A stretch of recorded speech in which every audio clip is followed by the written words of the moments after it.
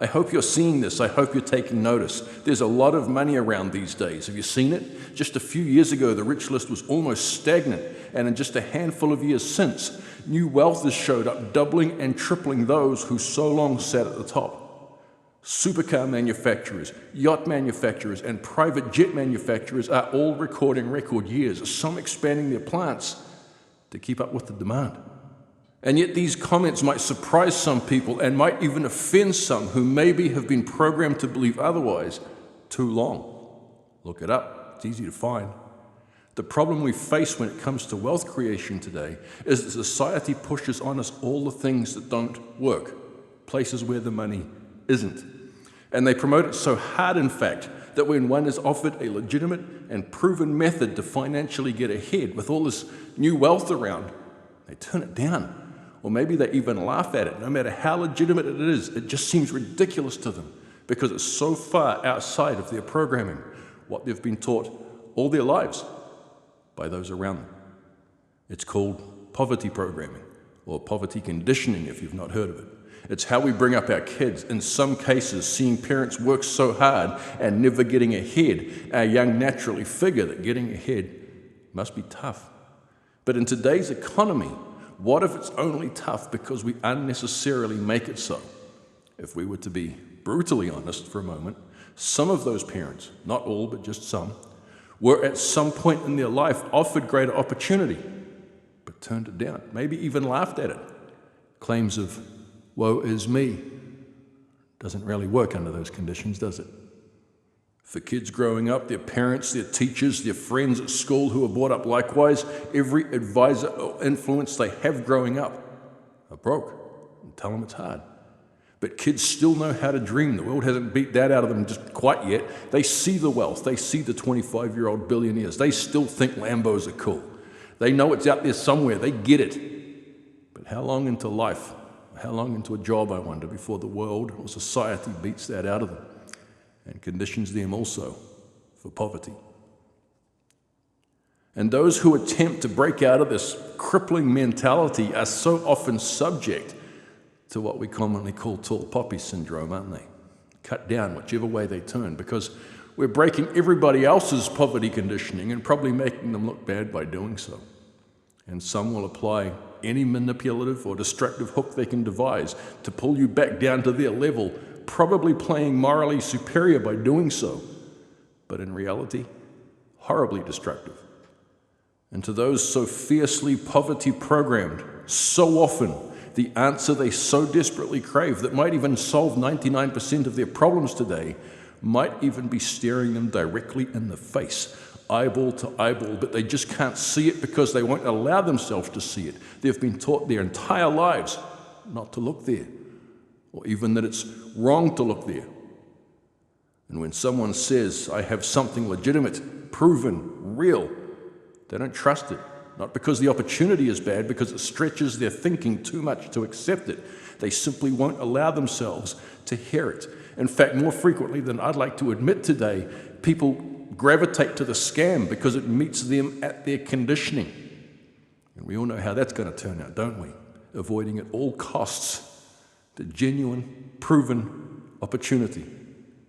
Have you ever wondered why there are no billionaires walking around our office or doing what we do, involved in those scams? No, the billionaires well know there's no money in that. They're off where the money flows free. Where is that, you might ask? Well, you ready for this? I'm going to tell you.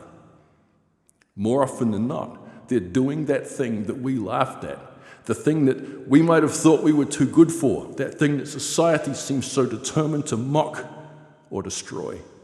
I mean, think about that for a moment. It's brilliant. It's an empty playing field. They have no competition there whatsoever. The news media maybe mocked it, so everybody dropped their picks and shovels and left the gold mine unattended. All that gold, no one seems to want it because maybe it was mocked, or maybe a family member laughed at you, so you left the gold mine. Handing the wealth freely to those who don't mind being laughed at short term. Do you think they'll still be laughing when the millions start rolling in? Are we really going to let the opinions of others keep us broke our whole life? Some broke but well-meaning friend or relative? Some blogger trying to make a name for himself on some YouTube channel?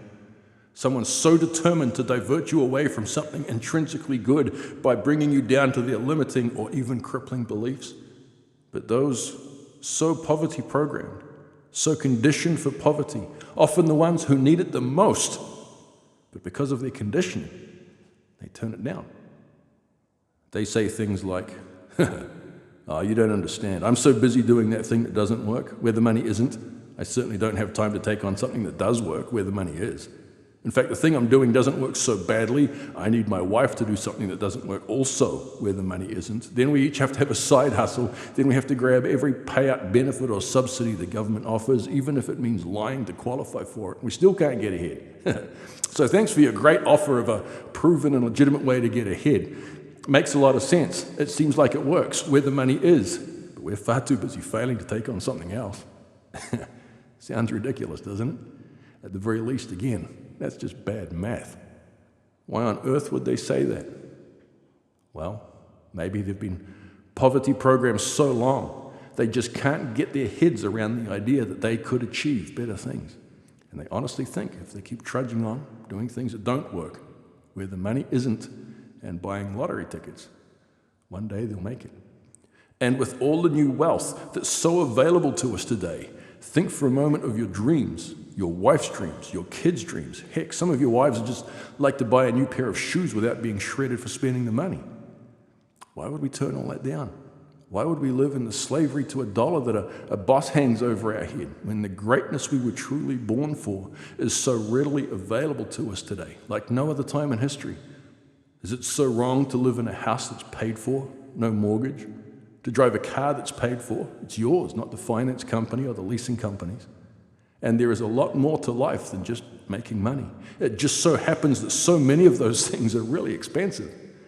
But we're not in the circles that talk about that. We still talk at barbecues and smoker rooms around the country that there's just no money around anymore. Well, if we're looking where the money isn't, I guess then you're right. Maybe it's time to start looking where the money is for things that do work. I personally believe it's an insult to the gift of life to settle for less than the fullest potential inside us. The excuses we cling to are our enemy, even the clever ones. I believe we need to throw off poverty programming and start to accept the greatness of today, the phenomenal opportunity that surrounds us, the greatness within each one of us, to no longer accept the preaching of the broken society.